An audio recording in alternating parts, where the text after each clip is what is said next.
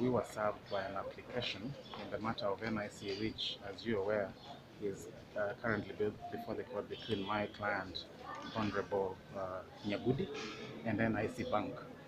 A matter that has been before the courts beginning 2011, and which relates to my client's assertion that certain bank accounts, not one, not two, about 11 of them, were opened at NIC Bank without his authorization as a legitimate director of Amaya Gaming Group, Kenya.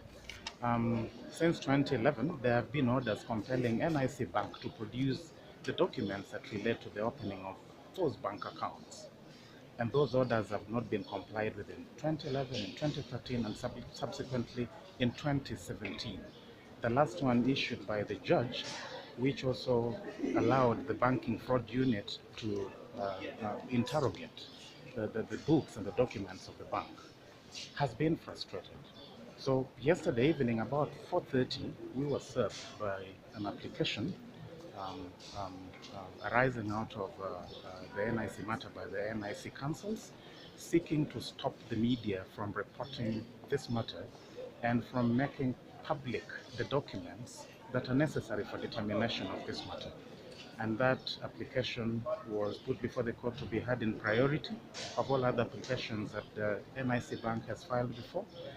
The main import was first and foremost to ensure that those documents are not made public, and secondly, that those court orders are not complied with, and thirdly, that the media is completely restrained from reporting on the matter before the court.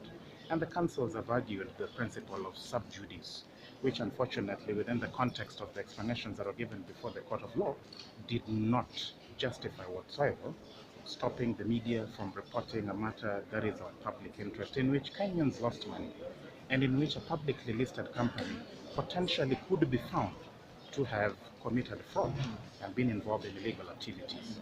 So those orders, of course, were rejected by the judge, and we've been given a date inter partes to file a response to those applications and also put in submissions. It's coming up on the 17th of October, and only then can the issues raised by the NIC Bank and its lawyers be determined. So I'm happy that once again the court has stood its ground on the rule of law and stopped any attempt to frustrate a process in which matters of public interest are being ventilated. There is a way in which councils from the other side have labeled this case. There is a feeling that from their side that this is not a matter of public interest. How can it not be a matter of public interest where there's a potential fraud on the Kenyan public, in which lottery programs attracted contributions from Kenyans, and contributions which were deposited with the first defendant, and which cannot be explained, considering that the person who should have been aware of those accounts is not even part of the mandate to operate those accounts. So I think potentially it raises issues with the Kenya Revenue Authority on tax matters. It potentially raises issues with the Register of Companies on how publicly listed companies behave. It potentially raises concern over resources that the banks are holding on behalf of the Kenyan public. So of course it is a matter of public interest. Thank you. Lastly, councils from the other side are also saying that you as a person wasn't supposed to be in this case in the first place. I was very surprised that a lawyer representing the first defendant would have preference for the counsel that should represent my client.